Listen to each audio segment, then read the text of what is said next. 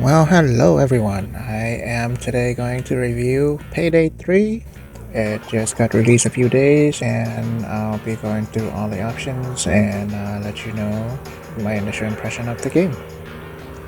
As a background story, I did play a little bit of Payday 1 and Payday 2. I never finished them, but here we go. So initially, if you go into the game, you'll be introduced with a demo. I already finished a demo, but I guess you can go into tutorial and take a look at all the options that they have here. If you are completely new to the game,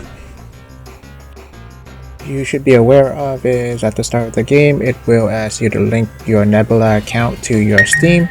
That way it can give you all the bonuses or anything that you may have purchased. Like with the gold packages or the other edition of the game. In the settings, we have all the usual stuff. I am currently running a 2080 Ti with a AMD 3950X.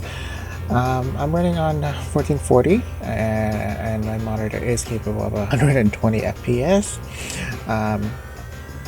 Everything else is pretty normal, nothing unusual about this. And there is DLSS support, so you can go ahead and set this to whatever you prefer. I usually run the game with motion blur off. I didn't really mess with the user interface much, so like I said, this is an initial impression. I'll go into in-depth detail later on regarding this. Audio, nothing unusual. Gameplay, you can change your mouse sensitivity and everything else here. There's keyboard settings or key assignment, and then there's also controller.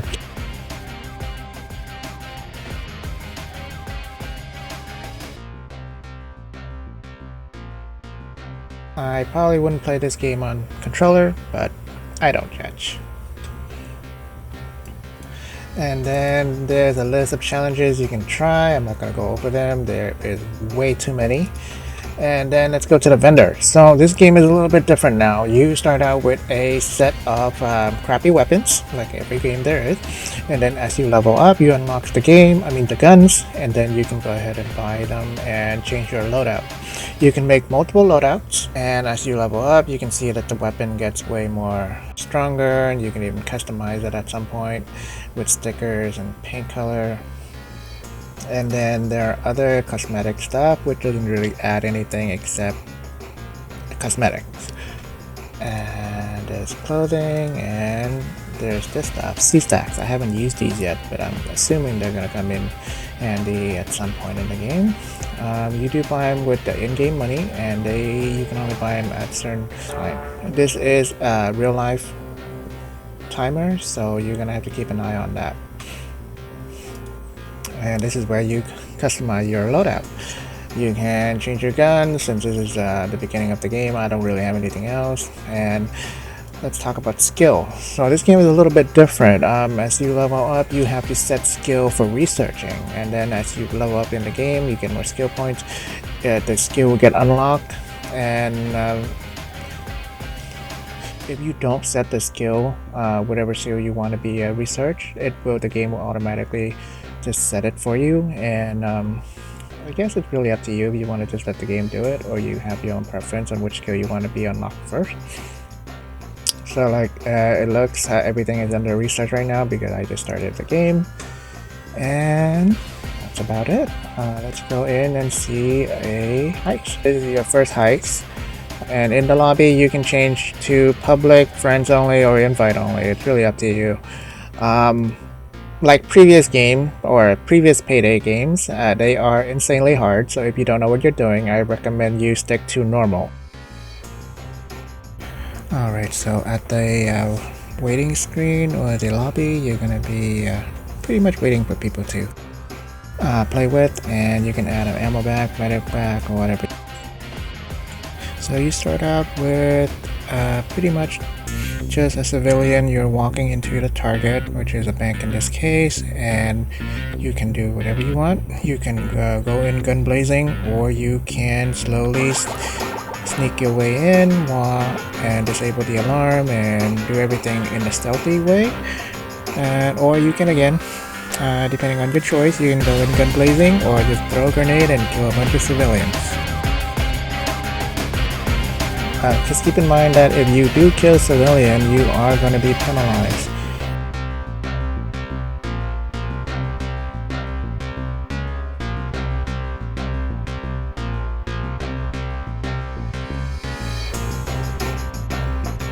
So as you can see, there is cops all over the place or security guards all over the place. You're supposed to avoid them. If you cannot avoid them, they will handcuff you. And once they do that, you're going to be pretty much disabled until somebody saves you. Or you can just start shooting them up again.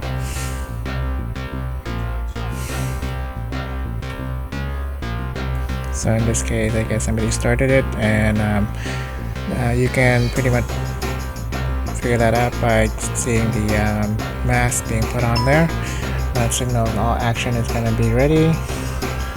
I don't know if this was in the original game, but on this one there's some researching of a bunch of paperwork just so you can find a hidden objective in this place or in this map. So you can either shoot them or just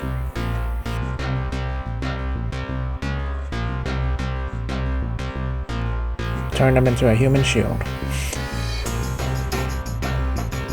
Then you can also tie them up. You can do this about pretty much all the hostages in the bank. And then at this point you're going to be trying to, I guess, get into the vault with thermite. So thermite's going to be dropped on the roof for this stage, and you pretty much have to go out, get it, and start burning a hole. One other thing you have to keep in mind in this game is that health does not regenerate, and you have to use a medic pack or something in order to regenerate your health. Another thing is you also same applying for the armor. You have to use consumable to regenerate.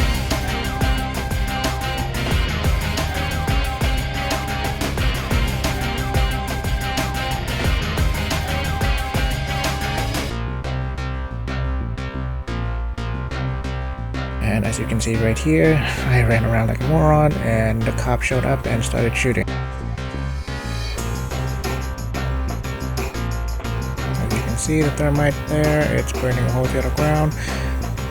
If you want to burn it faster, they will drop several more thermite. You can add to the fire to make it go faster.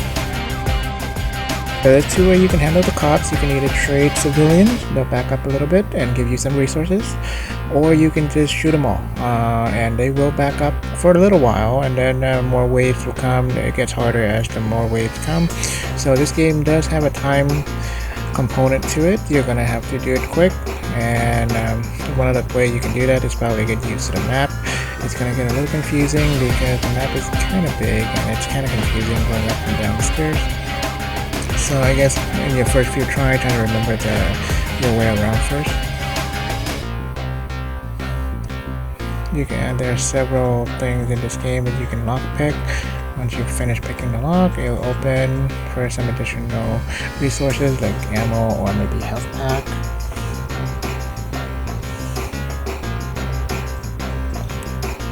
I recall in the first game you kind of have to shoot out the camera, but now I don't see that as an option anymore, or if you even required that you shoot anything.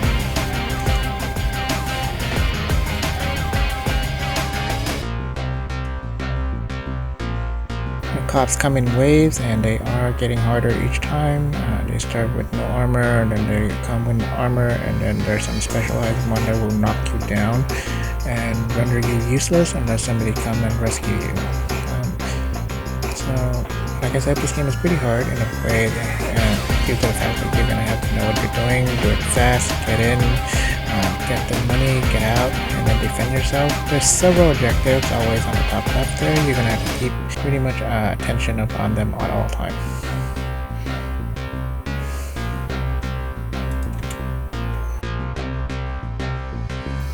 So once the thermite burns the hole through the into the vault, you're gonna have the option to go down, and as you can see, I'm having problems getting down the hole there.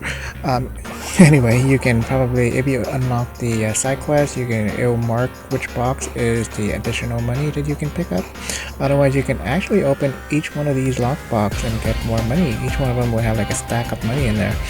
You can do that, or you can just go straight to the money vault and pick up the big bags. You can only carry one stack of those money at once. So around this point is when you are going to have to basically hold up somewhere and defend yourself, because cops at this point are going to go all the way on you. And as you can see, there is an objective called bollards. You're going to have to go and disable them, and then basically just fend off all the cops until you are rescued. Or until the truck arrives and you can bring all the money and toss it onto the truck, and you are finished with your getaway. This is the bollard that we have to disable. It will occasionally go back up online, so you have to keep disabling them. And in the meantime, you're going to have to keep moving the money into the truck or in that area so that you can toss it onto the truck and get away.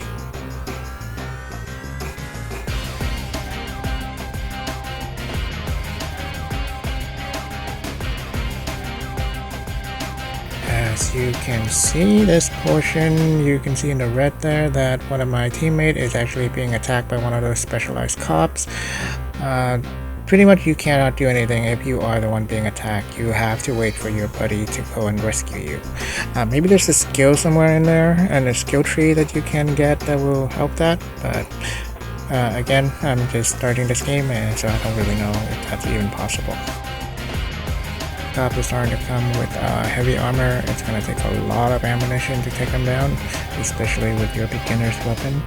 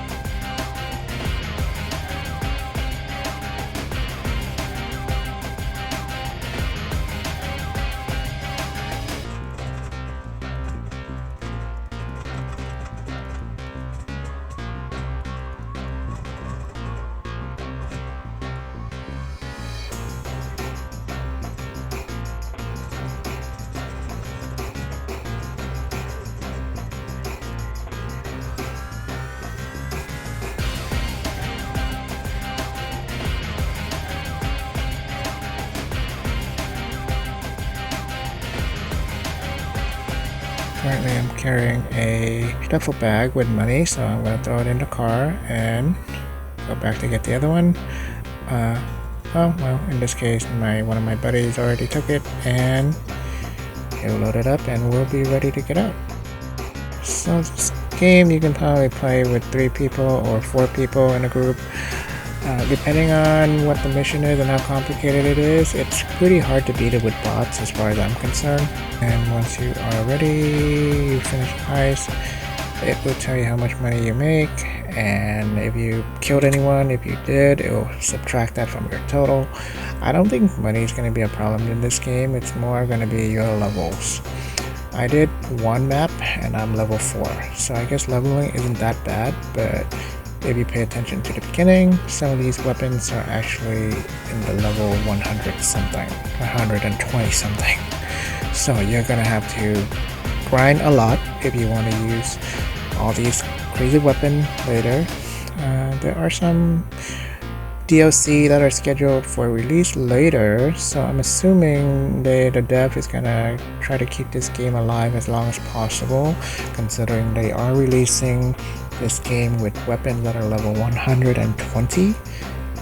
Other than that, I think if you like Payday 1 and Payday 2 and you like the difficulties or the challenge when you play this, it would be a good game for you to get. And I recommend getting the one with the Seasons Pass already, because I think that's going to give you an additional 4 DLC for free, and I think that's going to be able to justify the additional price.